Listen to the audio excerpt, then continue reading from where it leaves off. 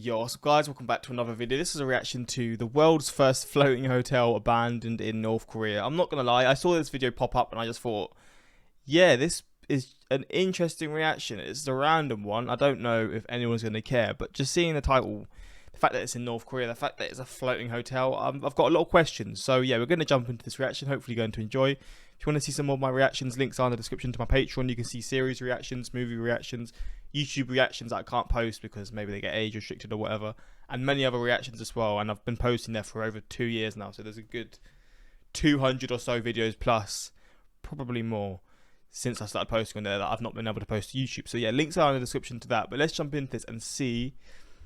I mean, we're seeing Kim Jong-un already, so yeah, we're gonna see what this is about. In October 2019, North Korean leader Kim Jong-un ordered the demolition of the world's first floating hotel docked in North Korea. The hotel is currently owned by a South Docked in North Korea? Korean company that bought it from a Japanese one. It was a major hit in Vietnam, but it was originally made for Australia, designed in Sweden, and built in Singapore. Traveling over 14,000 kilometers around the world, the hotel has experienced...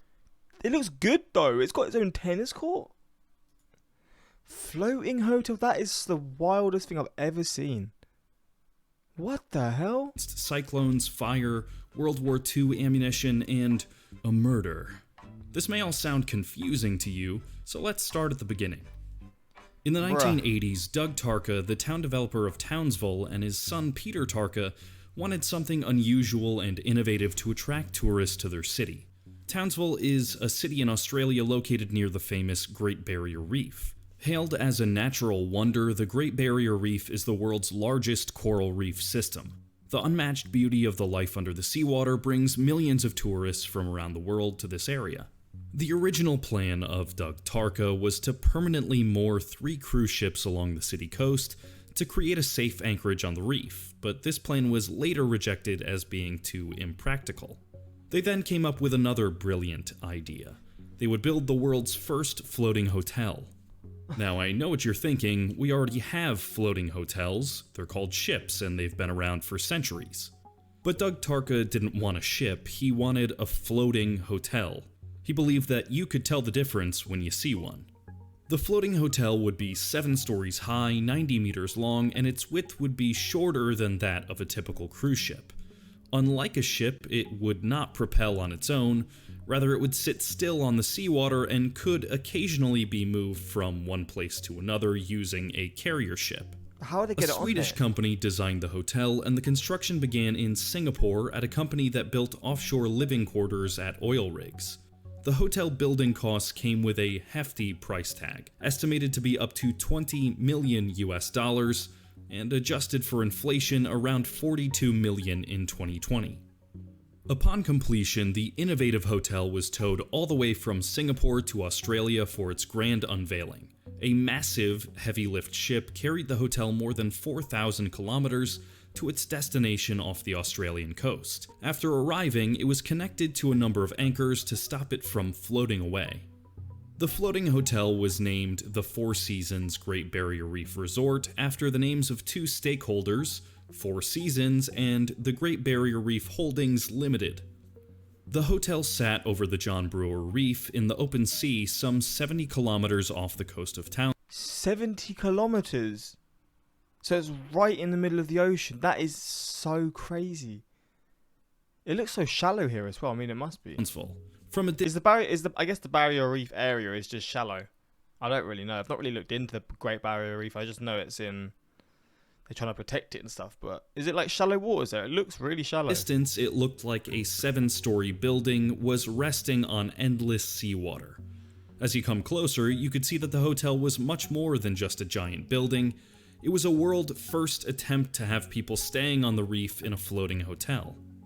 The hotel building was decked out with all of the typical in-hotel luxuries, including 200 lavishly furnished rooms, along with a glowing neon nightclub, discos, bars, a gym, a sauna, a library, a 100-seat theater, a conference center, and a helipad. How has it got enough space for all of that? Want to play tennis on the surface of an ocean? The hotel has a floating tennis court. Fancy swimming in fresh water while surrounded by the endless seawater? The hotel even has a freshwater swimming pool. The hotel was the What? perfect place for diving, fishing, and other underwater exploration. Guests could also submerge themselves in underwater adventures with the use of the hotel's submarine. Other fish spotting opportunities came in many forms. Guests could jump straight from a platform into the sea for a casual mid-ocean swim, while glass-bottom boats allowed for low-stress views of the ocean's residents. The hotel also had an underwater viewing area where visitors could feast their eyes on fish without ever leaving the hotel. What the The hell? hotel was surrounded by colorful coral, which the area is famous for. Other creatures and critters in the area included giant clams, reef sharks, blue starfish, and a whole range of fish. For those interested in tasting the delectable delights of the seven seas, there were 2 restaurants in the hotel with plenty of fish on the menu. Diners had the opportunity of tasting some of the freshest fish around. From the look of it, the hotel was one of the best things that happened to coral reef tourism in the area, but only on paper. In reality, the hotel was a disaster to say the least. The Great Barrier Reef Resort looked good on paper, but it had gotten into hot water right from the very beginning. First, a contract dispute with the Singapore shipbuilder delayed the delivery of the hotel for over 6 months, and when it did finally arrive in Australia, Cyclone Charlie struck, and 62-mile-an-hour winds buffeted the 7-story luxury hotel. The damage was minor, but the hotel couldn't be opened until March of 1988. The delay cost the owners millions of dollars in lost revenue and canceled tickets, as the hotel missed the lucrative North Hemisphere winter tourist market. With reduced prices and the hype around the novel concept of a floating paradise, the hotel opened with a good 85% occupancy. Even then, all these unusual attractions came at a hefty fee. One night in the hotel could cost anywhere from $550 to $1,100 per room. A major Bro, that's some people's monthly pay, or at least more than their 2 weeks of pay. God damn. reason for the high prices was the unusually high operating cost of the hotel. Oh, there's stuff on the top. Oh, this is a boat. I thought this was on the top of the hotel for a A second. cruise ship travels from one place to another, exploiting local laws and loopholes to keep the operating cost low. This wasn't possible in the case of the floating hotel. Situated in the Great Barrier Reef Marine Park, this hotel had to measure up to the strict environmental standards to protect the sea life surrounding the complex. There was no toxic paint on the hull, and no waste was discharged into the surrounding water. Instead, all sewage and liquid waste were treated before then being dumped many miles outside the reef. Trash was all incinerated before being transported back to the mainland. Below the main deck of the hotel, a watertight compartment housed sewage treatment machinery, incinerators, diesel generators, a huge air conditioning system, a desalination plant that could produce up to 152 tons of fresh water a day, and a repair shop. The repair shop was capable of repairing anything from generators to handbags. The hotel even had a lab where marine researchers studied seabird droppings to make sure the hotel wasn't feeding scraps to local birds. Because of these measures, the hotel was thought to be completely unharmful to the environment surrounding it. The hotel was anchored some 70 kilometers away from the coast of Townsville, and the only way to access the hotel was via water taxis, which would ferry guests from the shore all the way to the hotel's entrance, in a journey which took 90 minutes and cost $120. Alternatively, richer guests could take the quicker and more luxurious 20-minute helicopter jaunt that cost $325. Rough weather often disrupted these journeys. If choppy water, high winds, or bad weather struck, it often would become difficult for boats and helicopters to undertake their trips. Visitors would often cancel their trips because of bad weather, and even those who could make it complained about high turbulence and seasickness. In August of I mean, come on, you're staying in the middle of the ocean. What do you expect? You're gonna feel the ocean. You're not gonna feel like you're on land. 1988, one of the taxis caught fire and the passengers were seriously injured. Fuck. The main selling point of the hotel, the coral reef site, was also a little strange. Between 90 to 95% of the coral in the John Brewer Reef had already been eaten up in the preceding 5 years. Two invasions of the crown of thorns starfish had gobbled up the vast majority of the coral. Furthermore, guests who didn't do scuba diving or snorkeling often complained about the lack of live entertainment in the hotel. The widely marketed swimming pool was long gone in a cyclone attack. The final nail in the coffin came in the form of World War II ammunition. In September 1988, some scuba diving guests found 100 tons of World War II ammunition, including anti-tank missiles, only 3 kilometers away from the hotel. Oh my days. The Navy investigated and claimed that the ammunition was just far away enough not to pose a threat. Apparently, until around 1950, it was legal to dump live ammunition offshore. Such news put a permanent dent on the reputation of the resort. Who would want to spend their vacation floating over a huge arsenal of World War II ammunition? To hold visitors, the hotel reduced prices even further, to only $130 per night for a double room. I mean, that's kind of crazy now. Like, we're talking some cheap prices. $130 per room. And what is this? I guess this is American dollars. So that's what, like £100 maybe? I'm not actually good at conversion, but I think it's something like that. For one night, I mean, a lot of it will be spent on travelling to Australia and then travelling from the helicopter or the boat. But still, and I guess it's adjusted with inflation as well, so it's not $130 back then, it's $130 now, I'm assuming. The Enterprise also suffered from a bitter feud between the owners and the operators, poor management, hapless marketing, and eventually bookings began to dry up. During the final few months, the hotel registered only 20 to 25% occupancy. Due to this loss of money, the hotel needed to sail to more affordable waters. The hotel owners sold the hotel to a Japanese company in 1989, only a year after the hotel had opened its doors in Australia. Only a year? These new owners transported the hotel to Ho Chi Minh City in the south of Vietnam. At that time, Vietnam was experiencing a post-war tourism boom. Ho Chi Minh City Wait, why? Because people like going to a war-torn country, what? was flooded with foreign visitors, but the city didn't have many high-class accommodations for rich people. As an already packaged, ready-to-go facility, the floating hotel seemed perfect, so the new owners were willing to take the gamble.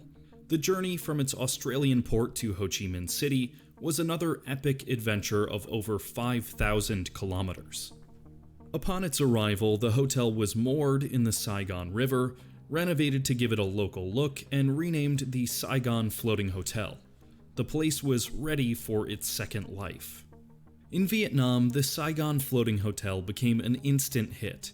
The country's first foreign-invested hotel offered a range of luxurious facilities, services, and 400 highly trained staff. In 1995, the hotel charged up to $335 per room per night, in a country where the average person earned less than $350 per year. What the fuck? Was that the average salary back then? I mean, I guess a war-torn country at that point, that makes sense, but that pricing as well, really, I guess it is all just for tourism and In its stay of more than 9 years, the Saigon Floating Hotel became a widely celebrated icon of the rise of tourism in Vietnam. Locals affectionately knew the hotel as the Floater. Its appeal began to wither in 1997, however, when Vietnam's existing hotels were renovated and many other foreign companies joined the lucrative market. Once more, the hotel owners decided to uproot. They sold the hotel to South Korean Asan, the tourism arm of Hyundai, who again decided to move elsewhere in an attempt to pick up profits. This time, the hotel set sail for the unusual location of North Korea. Renamed to Hotel Haegeumgang, the world's first floating hotel was anchored at the Mount Kumgang tourist region near the heavily guarded DMZ border, which opened in 1998 as a north-south experiment in tourism. At the time, relations between North Korea and South Korea were improving. It was hoped that the hotel might attract tourists from South Korea and help to ease these relations even further. Between 1998 and 2008, The floating hotel was the official venue for the emotional reunion of families divided by the 1950 There is so much history for this hotel. What the hell? to 1953 Korean War, where South Korean families could meet their relatives in the north, many of which had not seen their loved ones for over 6 decades. What? But in 2008, yet another bad hand was dealt for the aging vessel when a North Korean soldier shot and killed a South Korean tourist at the resort. What Seoul the quickly fuck? ceased all tours in the region. Since then, the once celebrated floating hotel has been eerily silent and rusting at the edge of North Korea without maintenance. However, it remains open to local tourists, and I found a few Google reviews of the hotel that were made recently. In 2019, Kim Jong-un visited the site and criticized the facilities. He claimed that the facilities were, quote, not only very backward in terms of architecture, but looked so shabby as they are not properly cared for. The buildings are just a hodgepodge with no national character at all. He then demanded the demolition of unpleasant facilities and the building of new modern ones. That has yet to happen. The hotel remains in North Korea in Kumgang Port. Using Google Maps, you can still see it. So that was the story of the world's first floating hotel, and I'd love to hear your thoughts. If you haven't subscribed to... Who would have thought a hotel's history would be so interesting? That was such a wild reaction. I cannot believe I haven't heard about this floating hotel until now. What a history. This just sounds like a cruise ship with extra steps. If I'm honest, 42 million for a floating hotel isn't so insane. I was expecting it closer to 100 to 150. Sounds like the perfect place to go in case of a zombie outbreak. I mean, yeah, true. It's a good point. But yeah, hopefully you enjoyed this reaction. The floating hotel that is now going to be possibly destroyed in North Korea. I hope it doesn't, because there's a lot of history. But you know what? They probably don't care about that. They could also sell it for money. Maybe not now, but they could have. But no, they just decided to keep it. I don't know why, but it is what it is. But yeah, hopefully you enjoyed this reaction. And yeah, until next time, like, subscribe, and peace.